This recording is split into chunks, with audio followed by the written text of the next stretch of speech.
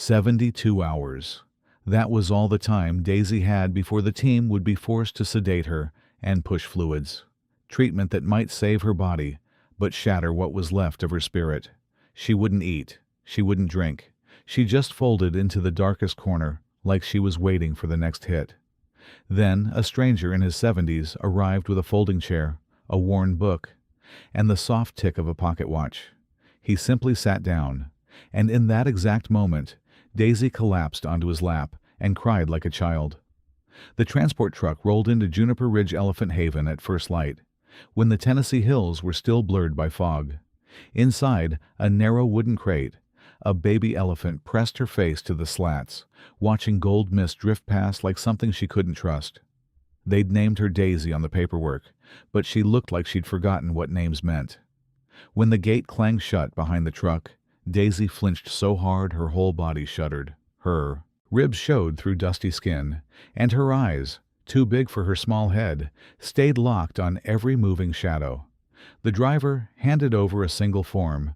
No history, no vet notes, just a signature and a blank line where reason should have been. Dr. Hannah Brooks approached the crate slowly, voice soft, hands visible, the way you greet a storm you can't control. "Easy, sweetheart," she murmured, though she didn't step close enough to corner the calf.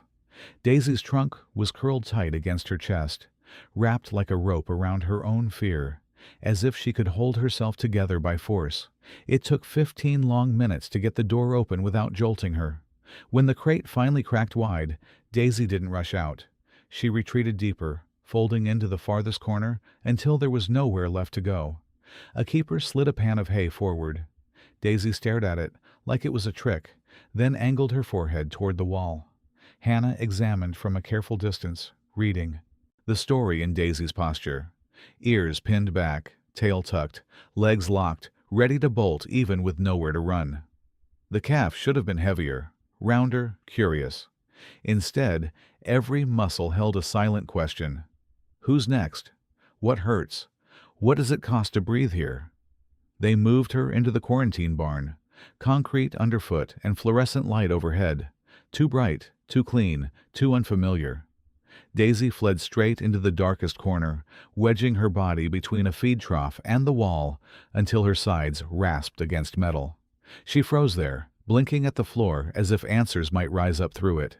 Maya, the youngest intern, placed 2 bottles of warm elephant formula near the pen and backed away on tiptoe. She tried to smile, tried to make it feel ordinary, but her throat tightened when Daisy didn't even lift her trunk. Clean water sat untouched. Melon and banana went sweet in the air. The calf didn't move. Like hunger had been replaced by something colder, the first hours dragged. Staff rotated in quiet shifts outside the fence, reading, filing, simply existing without demands. Rick Dalton, the operations manager, paced with his arms crossed, checking his watch, like time owed him something. "We can't just sit here," he snapped under his breath. "This is how animals die."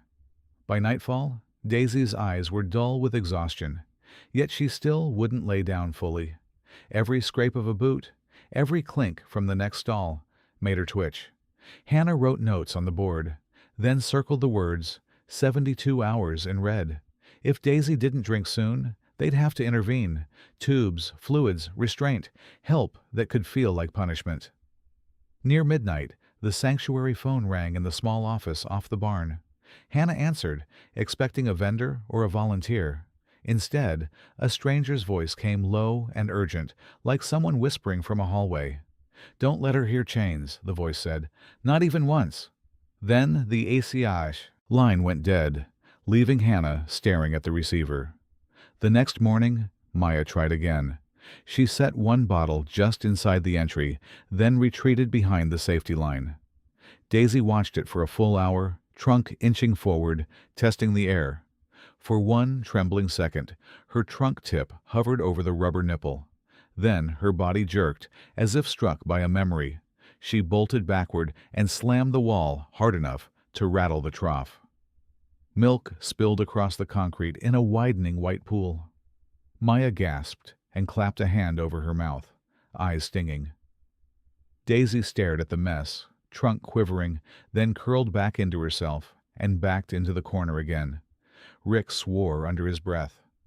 Hannah stepped between them, her face composed, but her hands shaking just slightly at her sides. When the barn settled, Hannah crouched near the fence and looked at Daisy like she was speaking without words. Daisy's gaze flicked to the bottle, then away, as if looking at it was dangerous. A faint, dark groove circled her ankle beneath the dust, an old pressure mark where metal had once bitten too tight. Hannah's stomach turned, and she lowered her voice. "Okay," she breathed. "No chains, no surprises." That evening, the staff dimmed the lights and softened every sound they could control. Maya stayed late, sitting on the floor outside the pen with her knees pulled to her chest, whispering a quiet apology Daisy couldn't understand. Daisy didn't move, but her trunk loosened a fraction, no longer crushed against her heart. For a moment, in the hush, it almost looked like she was listening. Hannah left the barn last, pausing at the whiteboard, where 72 hours glowed in red marker. She didn't erase it. She needed the clock to stay real. But she added a second note beneath it, small and steady. Presence. Patience. No metal sounds. Behind her, Daisy stood in the corner, still afraid, still alive, like a candle refusing to go out. Morning came in thin, ribbons of light across the quarantine barn, pale and quiet, as if the sun didn't want to startle anyone. Daisy was still pressed into her corner, but her trunk wasn't clenched as tightly as yesterday. She watched the doorway with tired eyes, waiting for the next sound that would prove this place wasn't safe. Hannah brought fresh water and set it down without stepping inside the danger line. She spoke softly, not to coax Daisy out, but to fill the silence with something gentle. Daisy's ears twitched at the tone, more than the words. Her gaze stayed low, fixed on the floor where the spilled milk had dried into a chalky stain. Maya arrived with her hair still damp from a rushed shower, carrying a clean bottle wrapped in a towel to keep it warm. She crouched outside the pen and held her breath as Daisy lifted her trunk. The calf didn't approach, but she breathed in the scent, slow and searching, like she was trying to remember what comfort used to smell like. Rick paced the aisle, boots tapping a sharp rhythm on concrete. He kept glancing at the red 72 hours on the whiteboard, like it was a scoreboard. "We're losing daylight," he said, voice tight. "We can't sit around and hope for a miracle." Daisy flinched at the edge in his tone and pressed her cheek harder against the wall. Hannah pulled Rick aside near the supply closet, her voice low but firm. She reminded him that force could save Daisy's body and still break whatever was left inside her. Rick's jaw flexed. He didn't argue the science, only the fear of failure. Behind them, Daisy listened with the kind of stillness that meant she felt every ripple in the room. Late morning, the barn door creaked, and a wheelbarrow rattled somewhere outside. Daisy's head snapped up, her legs stiffened, ready to launch. For a heartbeat she looked like she'd bolt straight through the fence if she could. Then the sound passed, and she stayed, shaking, but staying, like a door inside her had. Cracked open and didn't slam shut again. Maya tried something different. She didn't place the bottle at the entrance this time. She set it far from Daisy, near the trough, and then sat down on the floor, palms open, eyes lowered. She didn't reach. She didn't whisper. She just breathed in steady, human rhythm. Daisy stared, confused by the lack of pressure. Minutes stretched into an hour. Daisy took one cautious step forward, then stopped. Her trunk extended, swaying as if the air itself might bite. She inched toward the bottle, close enough to touch it, and her trunk tip brushed the rubber. For a second, she didn't flinch. Then a faint metallic clink echoed from the next stall. Someone dropping a latch, and Daisy exploded backward. She slammed into the wall so hard the trough rang. The bottle rolled and thumped, formula splashing out in a pale arc. Daisy froze, wide-eyed, breathing fast. Maya's face went white as paper. She whispered, "I'm sorry," like an apology. Volunteer had carried in a chain-link gate, anger flashing behind her calm. Hannah found the source fast. A volunteer had carried in a chain-link gate panel for repairs, not thinking. She ordered it out immediately, voice clipped, the gentlest woman in the barn, suddenly sounding like steel. Daisy watched the adults move with hurried hands, and her trunk trembled, curling back against her chest like a fist. When the aisle finally quieted, Hannah knelt and studied Daisy's ankle again. The groove under the dust wasn't just a mark. It was a story carved into skin. She imagined the pull, the panic, the helpless drag of metal on bone. Daisy's eyes softened for a moment, then hardened again, as if softness was dangerous. That afternoon, rain tapped the roof in soft, steady beats.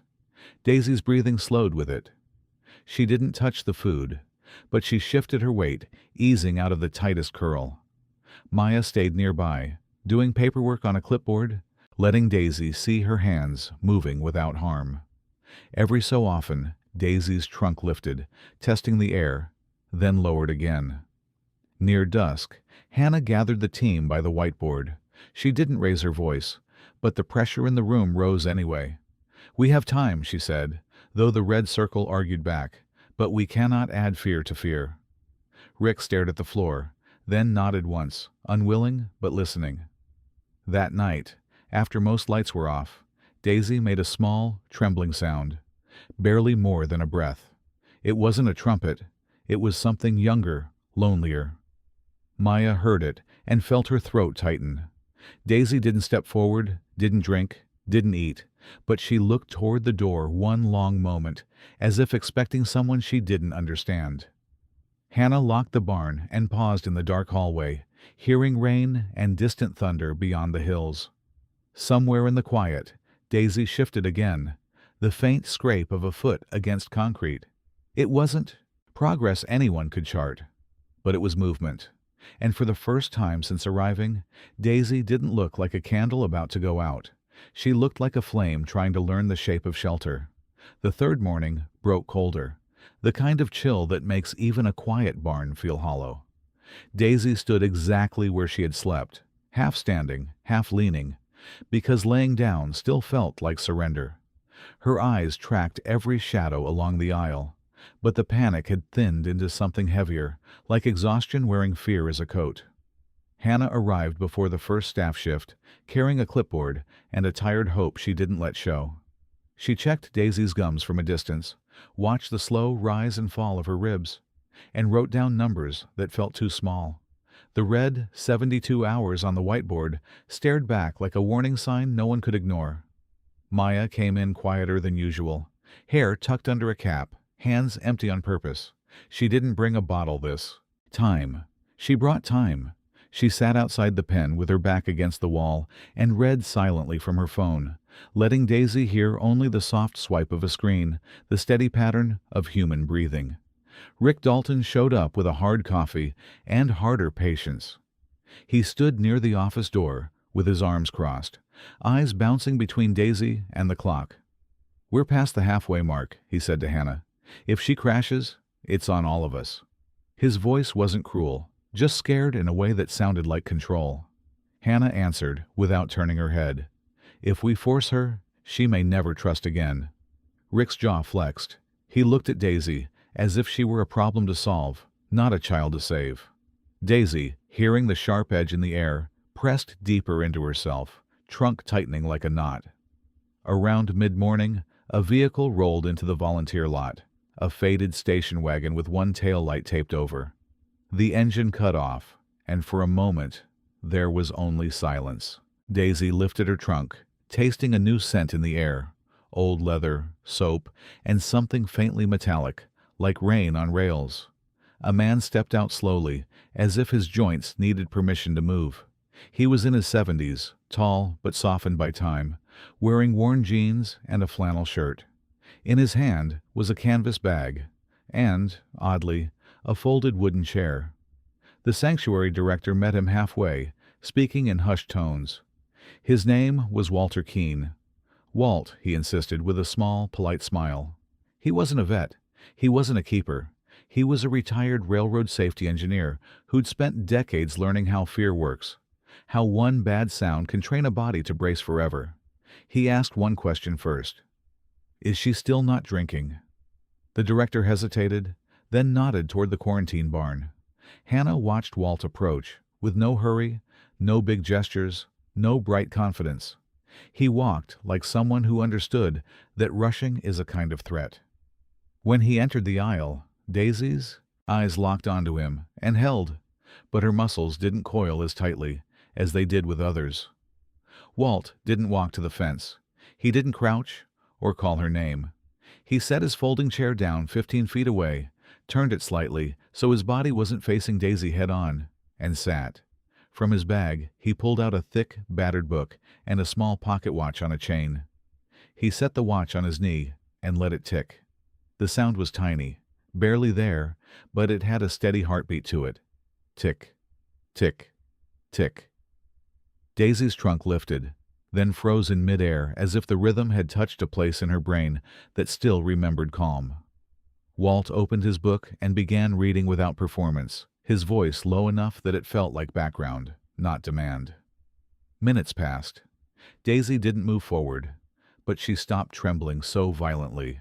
Her ears shifted, not pinned flat now, just cautious. Rick watched from the doorway, skeptical, almost offended by the simplicity of it. "That's your plan," he muttered. "A chair? And a book?" Hannah held up a hand for silence. She was watching Daisy's breathing, the small changes no one celebrates because they're invisible. Daisy blinked slower. Her trunk uncurled a fraction. She stared at Walt's hands turning pages, and for the first time since arriving, she looked less like she was waiting to be hurt, and more like she was trying to understand. When lunchtime came, Walt unwrapped a plain sandwich, bread and cheese, nothing fancy, and ate it slowly. Then he broke it in half and placed one piece on a paper plate midway between his chair and Daisy's corner. He didn't glance at her. He simply went back to reading, letting the offer sit in the air like a door left open. Daisy didn't approach. She didn't eat, but her trunk swayed gently, tasting the scent of bread instead of metal. And when Walt finally stood to leave, he didn't walk toward her at all. He folded his chair, tucked his watch away, then paused by the wall and pressed his palm flat against the cool concrete for a long moment, like a silent promise, and stepped out into the fading light. Daisy watched the empty doorway long after he was gone. The barn felt different, not safe yet, but less sharp. The tick of the watch still echoed in her mind, like a lullaby she didn't know she remembered. In the corner, the little elephant shifted her feet, and for the first time let her trunk hang loose at her side, small proof that something had begun. Dawn arrived muted and gray, the kind of morning that made the barn lights feel too bright. Daisy had not touched the hay or the fruit, but she was standing with her weight more evenly now, no longer braced like a spring. The dried milk stain on the floor had faded to a dull smear, yet it still seemed to hold the memory of panic. Hannah checked her notes twice, then once more, as if numbers might change out of kindness. Daisy's eyes were still sunken, her skin still too loose over bone. The red circle around 72 hours looked harsher today. If Daisy didn't take fluids soon, the body would start making decisions no one could reverse. Maya arrived carrying a fresh bottle, then stopped at the pen and hesitated. She remembered the crash, the clatter, the way Daisy's fear had filled the whole aisle like smoke. Instead of stepping forward, she sat down near the fence, bottle resting beside her, and waited, letting Daisy decide whether even looking at it was possible. Rick didn't wait. He marched into the office with the clipboard from the night shift and tapped the paper with his finger. "We need to prepare sedation," he said. "Tube feed, IV, whatever it takes. She's a baby. She won't last." The words were practical, but Hannah heard the real message underneath. If this fails, the blame will have a name. In the meeting room, the sanctuary director listened with tired eyes. The legal liaison joined by speakerphone, reminding them that an animal that dies after intake invites inspections, lawsuits, donations drying up. A rescue that fails doesn't just break hearts, it can close doors for every animal after.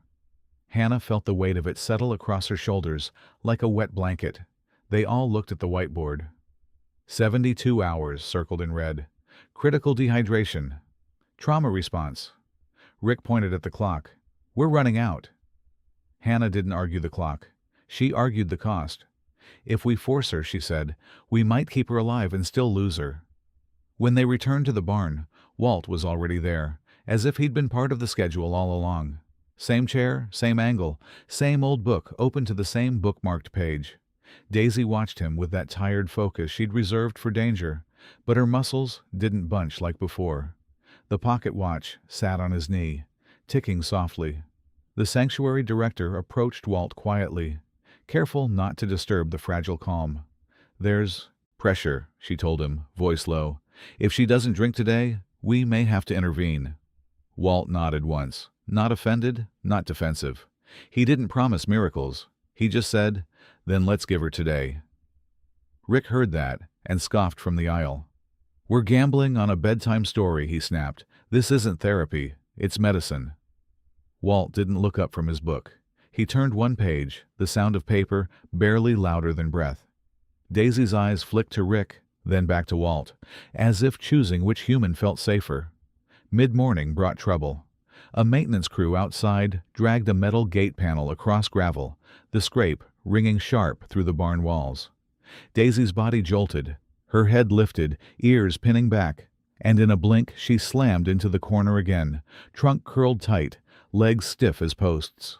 The sound wasn't chains, but it was close enough to wake the same terror. Maya sprang to her feet, waving her arms at the open doorway.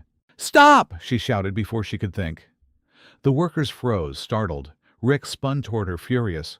"Don't yell in here," he hissed, as if volume was the problem and not the sound that had shattered Daisy's fragile control. Hannah rushed to the threshold and ordered the crew to switch to rubber wheels, to carry metal by hand, to keep every clink away from the quarantine wing. Her voice stayed calm, but her eyes were sharp.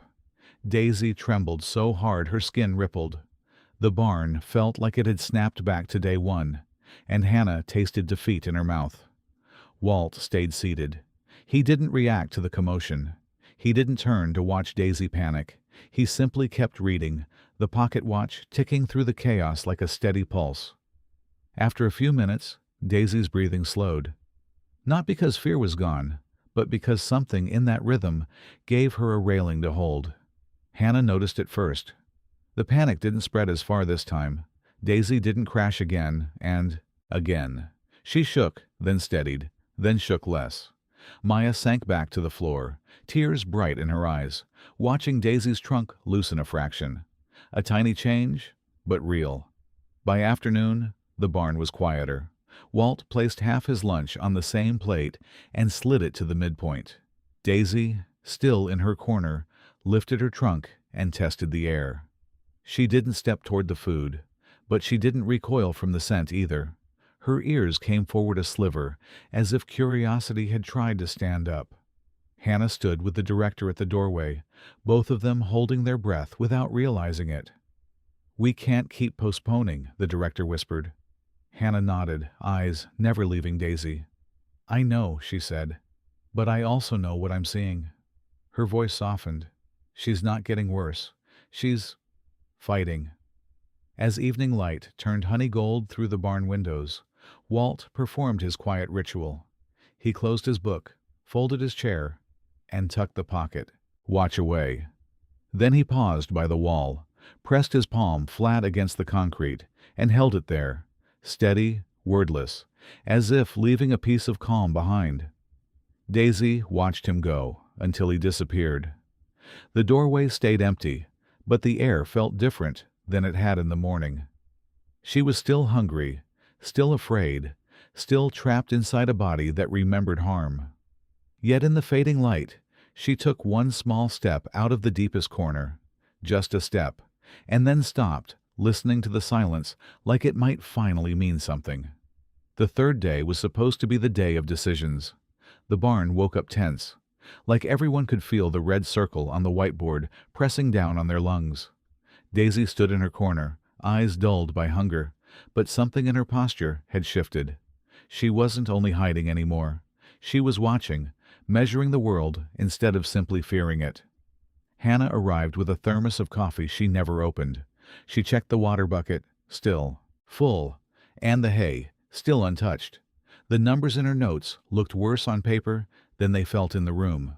Daisy hadn't collapsed. She hadn't faded. She was holding on with a stubbornness that made Hannah both proud and terrified. Maya cleaned the aisle with a mop wrapped in cloth so it wouldn't scrape. She moved like the barn itself was a sleeping animal. Every time she passed Daisy's pen, she kept her gaze low and her hands slow, as if fast movements could slice the air. Daisy watched her, eyes following the mop more than the girl. Rick stood near the office door, phone in his hand, the sedation protocol pulled up on the screen. He spoke to the director in a tight whisper, using words like liability and inspection and timeline. Hannah heard enough to know that if today didn't change, the change would be forced. She swallowed hard and walked back to Daisy like she could protect her with presence alone. Walt didn't come at sunrise. When the clock passed the usual time, Maya felt her stomach drop. The quiet had become a fragile routine, and routines were the only bridge Daisy had started to trust. Hannah glanced toward the barn entrance again and again, pretending she wasn't waiting, pretending she didn't need the old man as badly as the calf did. Near mid-morning, the sound of tires on gravel finally came, slow and careful. Walt stepped inside looking paler than yesterday, his shoulders slightly hunched, his hands trembling when he unfolded his chair. For a moment, he stood there as if the barn had changed places with him. Then, his gaze found Daisy, and whatever confusion lived in his face softened. He set the chair down in the same spot, angled away and sat. The pocket watch rested on his knee, ticking softly like a small heartbeat. Walt opened his book to the bookmarked page and began reading. His voice was steady, but the hand holding the page shook, as if the body was fighting to keep something from slipping away. Daisy lifted her trunk and froze. She stared at the watch first, then at the moving pages, then at Walt's knee. Her ears came forward just a little, recognition without certainty. She took one step out of the corner, then stopped, swaying, as if stepping into the open felt like stepping off a cliff. Hannah's breath caught. Maya clasped her hands so tight her knuckles went white. Rick muttered, "Don't get your hopes up." But his voice was quieter than before. The barn held still around them, every person suddenly afraid that a single sound could undo the moment. Daisy took another step. Her feet landed carefully, each one placed like she was walking on thin ice. She passed the plate with yesterday's crumbs without even sniffing it. She moved past the water bucket, ignoring the clean promise it offered. The only thing she seemed to follow was the rhythm. Tick, tick, tick, steady and unchanging. Walt kept reading as if he were alone. He didn't look up. He didn't shift toward her. His hands stayed on the book, turning a page with deliberate care. The watch continued to tick against the fabric of his pants, small and patient, the opposite of everything Daisy had learned to fear. When Daisy was close enough to touch him, she stopped. Her trunk hovered in the air, trembling, and she stood there for a long minute, deciding. Her breathing came fast, then slowed, then hitched again. She lowered her head, not in submission, but in something that looked like surrender to relief. Then she did it. Slowly, with infinite caution, she rested her forehead against Walt's knee. The contact was soft, almost polite, like she was asking permission to be comforted. A sound came out of her that wasn't a trumpet, wasn't a roar, but a broken, childlike sob that filled the barn and made Maya's eyes flood instantly. Walt's hand lifted from the page, just one hand, moving as if guided by muscle memory instead of thought. He placed his palm gently on Daisy's, head between her eyes, and held it there, warm, steady, sure. He didn't stroke, he didn't pat. He simply stayed, letting touch be a promise instead of a demand. For a long time, nothing else happened. No cheering, no rushing. Even Rick didn't speak. The barn became a quiet chapel of breathing and ticking and soft, trembling grief. Daisy's shoulders shook, then slowed, then settled, as if the sobs were draining poison out of her. When Daisy finally lifted her head, she didn't bolt. She turned calmly and walked toward the bottles that had sat untouched for days. Her trunk wrapped around one, careful and precise. She drew it to her mouth and drank. Deep, desperate pulls, like life had finally stopped feeling like a trap. Maya covered her mouth to keep from crying out loud. Hannah's knees went weak with relief, and she pressed a hand to the fence to steady herself. Even Rick's face changed, the hard lines easing as if he'd just witnessed something he couldn't argue with. On the whiteboard, 72 hours still glowed red, but in the barn, the clock had stopped feeling like a threat. Walt returned his hand to the book, though his fingers trembled more now, and moisture gathered at the corners of his eyes. He blinked it away and kept reading, as if the story on the page mattered less than the one happening beside him. Daisy finished the bottle and stood near his knee, not touching, just staying close, like she had found a place where fear couldn't reach as easily. The barn felt lighter the morning after Daisy drank, as if the air itself had exhaled. Daisy still looked thin, but there was a new steadiness in her stance, a quiet confidence that hadn't been there before. She drank again when Hannah offered a bottle, slowly this time, not frantic, then stepped back to watch the aisle like she was learning how mornings worked. Walt arrived with the same chair and the same book, moving carefully, as if he didn't trust his own balance. Daisy noticed him before anyone else did. Her ears lifted forward, and she took 2 steps toward his spot without being coaxed. She didn't press into his knee today, but she hovered close enough to feel his presence, her trunk swaying gently in the space between them. Hannah updated Daisy's chart with a shaky pen, writing down times and ounces like they were sacred numbers. Maya stood beside her, smiling through tired eyes, proud in a way she couldn't explain. For the first time since intake, the barn sounded normal. Soft footsteps, whispered voices, even a small laugh that died quickly out of respect. Then the sanctuary office phone rang. Hannah took the call in the hallway, away from Daisy's pen. The voice on the other end was male, polite, strained, as if every sentence cost effort. "Dr. Brooks?" he asked. "My name is Daniel Keane. I'm Walter's son." Hannah's stomach tightened before he said anything else, like her body already knew. Daniel didn't waste words. He explained that Walt had been diagnosed with early-stage Alzheimer's months ago. Some days he forgot where he parked.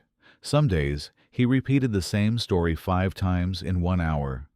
Lately, he'd started leaving the stove on. "But every morning," Daniel said quietly, "the first thing he asks is, 'Did the little one drink?'" Hannah leaned her shoulder against the wall, the corridor suddenly too narrow.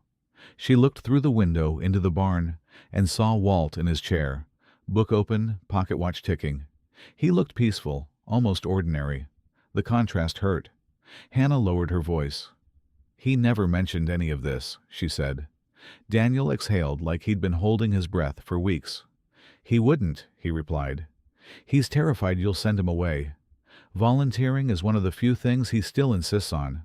And Daisy, he read about her on your website.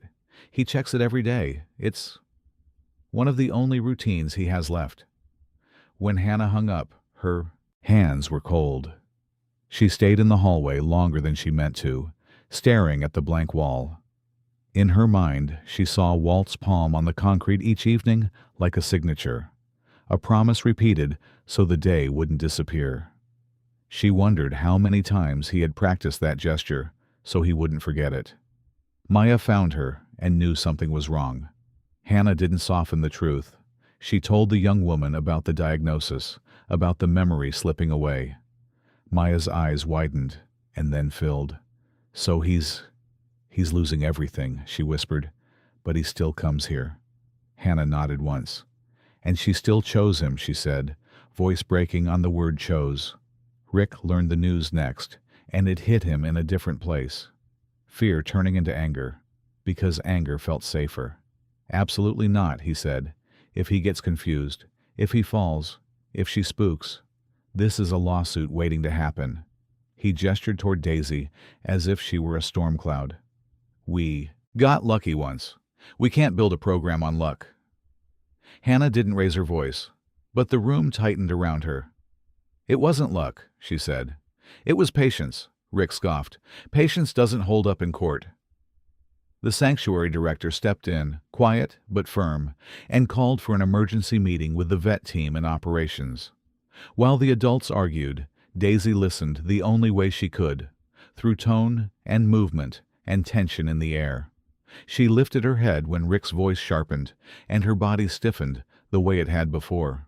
The old fear wasn't gone, it was just waiting. Walt kept reading, but his page-turning slowed, as if even he could feel the temperature changing. That afternoon, Maya sat near Daisy's pen and did something she hadn't done before. She spoke softly to Daisy, like she was speaking to someone who understood, telling her about Walt in simple words. "He forgets things," she murmured, careful and gentle. "But he remembers. You. He remembers you in here." She tapped her own chest, then looked up and saw Daisy watching her with a still, serious gaze. Later, when Walt stood to leave, his face briefly clouded, as if he couldn't remember where he was supposed to go next. He looked down at the pocket watch, then at the barn door, then back at his chair like it might offer instructions. Maya stepped forward to help, but hesitated, afraid that reaching too fast would spook Daisy. Daisy moved first. She took a slow step toward Walt and lifted her trunk, not grabbing, not pulling, just hovering near his hand like a question. Walt's fingers curled around the trunk tip on instinct, his grip gentle and unsure. For a moment, his eyes cleared, and he smiled, small and grateful, like someone being guided home from a fog. That evening, the meeting ended with a compromise nobody loved, but everyone accepted. Walt could continue, only with supervision, only with strict safety rules, always with staff nearby. Rick signed off with a grim expression, but he signed. Hannah walked back into the barn feeling both relief and dread, because saving Daisy had never been the only mission anymore. As the lights dimmed, Daisy stood closer to Walt's empty chair than she had ever stood to any object in that barn. She sniffed the seat, the armrests, the place where his hands rested when he read. The pocket watch was gone, but the faint memory of ticking seemed to linger in the air. Daisy lowered her head, eyes half closed, and breathed out slow, like she was storing the feeling somewhere deeper than fear, somewhere time couldn't steal so easily. The weeks that followed settled into a fragile rhythm, the kind you protect like a candle in wind. Daisy drank more now, still cautious, still watching, but she drank. Her belly rounded a little, her coat began to shine through the dust, and the hard, startled flinch that once ruled her body softened into something closer to normal. Yet every day, she still waited for Walt. He came most mornings with his chair, his worn book, and the pocket watch that ticked like a tiny heartbeat. Some days he looked clear-eyed, greeting Hannah by name and joking gently with Maya. Other days he drifted, pausing in the aisle as if he'd forgotten why he'd walked in. But when Daisy stepped toward him, his shoulders always relaxed, like his body remembered what his mind could not. Hannah introduced Daisy to Ruby, an older elephant cow with calm eyes and steady maternal patience. The first sessions were through a fence, trunk touches only, supervised and quiet. Ruby taught Daisy how to stand without trembling, how to read the language of ears and feet. Daisy followed Ruby for a while, mirroring her movements, learning what she should have learned from a mother long ago. But in the afternoons, Daisy would leave Ruby and turn her head toward the volunteer path. She could hear Walt before she saw him, soft steps, the faint clink of the watch chain, the whisper of paper. She'd walk to him with a purpose that made the keepers trade glances. Some tethers are invisible, but they pull like rope. Rick kept a strict safety log now, recording Walt's cognitive state, his arrivals and departures, his moments of confusion. He wasn't cruel about it anymore. He was careful in a way that showed he'd begun to respect the bond he once doubted. Still, he worried. Hannah worried too, because time doesn't negotiate with good intentions. One crisp autumn afternoon, the sanctuary hosted a small group tour for donors on the far side of the property. The usual routine shifted. Walt arrived later than normal, saw extra vehicles, and hesitated at the wrong fork in the gravel path. A staff member waved from a distance, but Walt didn't seem to register it. He turned toward the eastern boundary, where the trees thickened. Maya noticed first. She saw his chair still folded in his car, untouched, and felt a cold pinch of dread. She called his name and started after him, but the donors and the tour guide blocked her line for a moment. When she broke free, Walt was already gone behind a stand of cedar and oak, moving with slow, stubborn certainty toward nowhere. The radio crackled. Rick's voice tightened. "We lost eyes on Walt. Search teams now." Hannah's heart dropped as she glanced toward Daisy's pen. Daisy had been chewing hay, calm for once. Then her head lifted sharply, ears forward, trunk raised high. She made a sound she rarely made, sharp, urgent, like an alarm.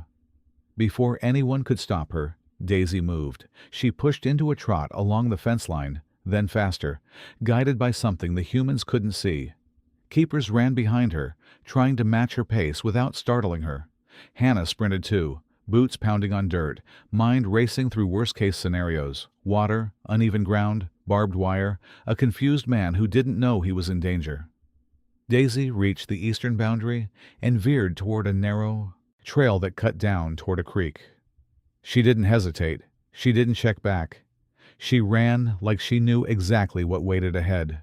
The staff followed, breathless and silent, because in that moment it felt like Daisy wasn't just searching, she was leading. They found Walt near the water, standing too close to the slippery bank, staring at the current with a blank, distant expression. His hands hung at his sides, fingers twitching faintly, like his brain was trying to write instructions his body couldn't read. He looked up when he heard footsteps, but his eyes didn't focus on faces. He looked like a man waking in the wrong life. Daisy slowed as she approached him, careful now, almost tender. She extended her trunk and touched his forearm lightly, then wrapped it around his wrist with gentle pressure, firm enough to anchor, soft enough not to frighten. Walt turned his head toward her, and for a second, his expression flickered with recognition, like a match catching. He didn't, guiding him away from the edge. One slow, guiding him away from the edge. One slow step at a time, she led him up the trail, her body positioned between him and the slick ground, like a living guardrail. Rick arrived last, panting, face drained of color. He stopped when he saw what Daisy was doing, how she blocked Walt from the steep slope, how she nudged him toward the safe path, how she waited when he hesitated. The fear in Rick's eyes shifted into something else, something quieter. He swallowed hard, unable to say anything without breaking the moment. Back at the sanctuary, the staff moved like people returning from a storm. Hannah checked Walt's vitals, kept her voice soft, and guided him to a bench. Walt stared at his hands as if they belonged to someone else. Then Daisy came close and pressed her forehead gently against his shoulder, the way she had on that third day. Walt's hand rose automatically to stroke her head, pure muscle memory. That evening, the leadership team met again, and this time the debate sounded different. The question wasn't only how to keep Walt safe, it was how to honor the fact that Daisy had become his safety too. Against policy, against fear, they made a decision that would make outsiders call them reckless. During Walt's volunteer hours, Daisy would be allowed supervised freedom in the nearby yard. The next morning, Daisy stepped into the larger space for the first time, sunlight warming her back, grass underfoot, wind carrying new scents. She took a few uncertain steps, then turned immediately to look for Walt. When she saw him on a bench with his book and ticking watch, she walked straight to him and stood close, calm and steady, like a guardian posted at the door. Hannah watched from a distance, throat tight. Maya wiped her eyes with the back of her hand and smiled through tears. And Rick simply nodded once, as if admitting the truth he'd been fighting since day one. The ones you save don't always stay saved. Sometimes they turn around, plant their feet, and save you right back, quietly, fiercely, without asking permission. Winter came clean and sharp, frosting the fields around Juniper Ridge and turning the hills pale under a brittle sky. Daisy was stronger now, taller, heavier, steadier. Her fear no longer the first thing you saw when she moved. She spent her mornings with Ruby and the small herd, learning the language of elephants the way children learn their first prayers. But every afternoon, she still found Walt. Some days, he arrived with his chair and book as usual, pocket watch ticking on his knee like a steady metronome. Other days, he came with his son's arm lightly guiding him, his steps uncertain, his gaze drifting past familiar buildings as if they were new. Yet when Daisy approached, his hand always rose, finding her forehead with a gentleness that didn't require a name or a date. Hannah began to notice the pattern of his decline, the way she noticed Daisy's healing. Small signs that added up. Walt sometimes forgot where the quarantine wing was and wandered to the wrong barn. He sometimes asked Maya the same question 3 times in a row. But he never asked who Daisy was. He only asked if she had eaten, if she had drunk, if she was warm enough. The call came on a cold Thursday. Daniel's voice, steady but edged with grief, told the sanctuary what they had all feared. Walt needed full-time care now. The disease had accelerated, and safety wasn't something love could override. Hannah listened, without interrupting, her eyes fixed on the window where Daisy stood in the yard, trunk lifted into the wind as if she could smell bad news. They arranged one final visit, a goodbye shaped around the fact that Walt might not understand it was goodbye. On the morning he arrived, the air glittered with ice crystals. His wife stepped carefully beside him, her hand on his elbow. Walt's face was thinner, his eyes clouded, but his pocket watch was still in his coat pocket, the chain peeking out like a thread tying him to himself. Daisy saw him before he reached the fence. She stopped mid-step and went still, ears forward, trunk extended in a posture the keepers recognized as concern. She approached slowly, not rushing, as if she didn't want to spook a fragile thing. When she reached him, she offered her trunk like a hand. Walt's fingers trembled as they curled around it. For a moment, something in Walt's face cleared. He smiled, small and astonished, the way a person smiles when they find a light left on for them. He didn't say Daisy's name. He didn't need to. His palm found the place between her eyes, and Daisy leaned into it with a soft rumble that sounded like relief and sorrow braided together. They stood that way longer than anyone expected, the barnyard silent, except for wind and distant elephant breaths. Walt's wife pressed a hand to her mouth, tears sliding down without sound. Maya kept her eyes on the ground, shoulders shaking. Even Rick turned away, blinking hard, because watching love like that feels private, like walking into a church during prayer. When Walt finally stepped back, his gaze drifted again, as if the moment had already slipped away from his conscious mind.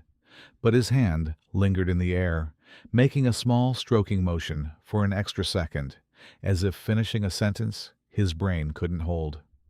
Daisy followed him to the gate and stood there until the car disappeared down the frozen drive. Walt never returned. Updates came through Daniel in quiet phone calls. First that Walt had become mostly nonverbal, then that he needed help eating, then that he spent long stretches staring into spaces nobody else could enter. But Daniel also mentioned something strange. Sometimes, when sunlight hit the room just right, Walt's hand would lift from his lap and move gently through the air, petting an invisible head. The gesture lasted minutes, peaceful and sure. Spring arrived early, green pushing through the last cold like a promise. Daisy was 14 months old now, thriving, her body strong, her eyes bright, her temperament gentle. She had become a favorite among visitors and staff, a calf who played and learned and followed Ruby with confidence. Yet she still checked the paths at the hour Walt used to arrive, as if time could be argued with. On a late March morning, when pink blossoms weighed down the cherry trees near the office, Hannah's phone rang. She knew before she answered. Daniel's voice was calm in the way people become calm when grief has already done its worst work. Walt had passed peacefully in his sleep the night before. Hannah thanked him, said the only words she could, then stood very still after the call ended. She walked out into the yard, unsure whether Daisy would sense anything. Daisy was already near the fence line, trunk raised straight into the sky, motionless. The other elephants gathered around her in a quiet circle, their bodies forming a wall against the world. For nearly 20 minutes, they didn't move. It was the elephant way of holding space for loss. Afterward, Daisy lowered her trunk and walked with purpose to the storage shed. Inside, against the back wall, sat Walt's old folding chair, kept through winter because no one had the heart to throw it away. Daisy approached it slowly and touched the armrest with the tip of her trunk, then the seat, then the back, mapping the object like it was a body she needed to memorize. Hannah made a decision that same day. She had the chair anchored in a shaded corner of the main yard beneath a tall pecan tree. They placed a small plaque at the base, simple and plain. Walt Keane, who taught us love can outlast memory. Maya planted climbing roses around the post, their vines soft and stubborn, already reaching. The staff started calling it Walt's seat. Daisy visited it every day.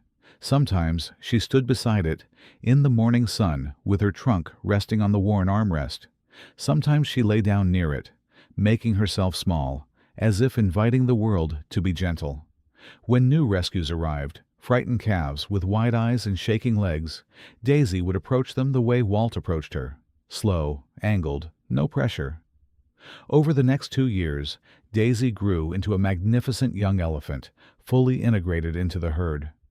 The trauma that once made her flinch at every sound healed into something quieter, a memory that didn't control her anymore, only informed her.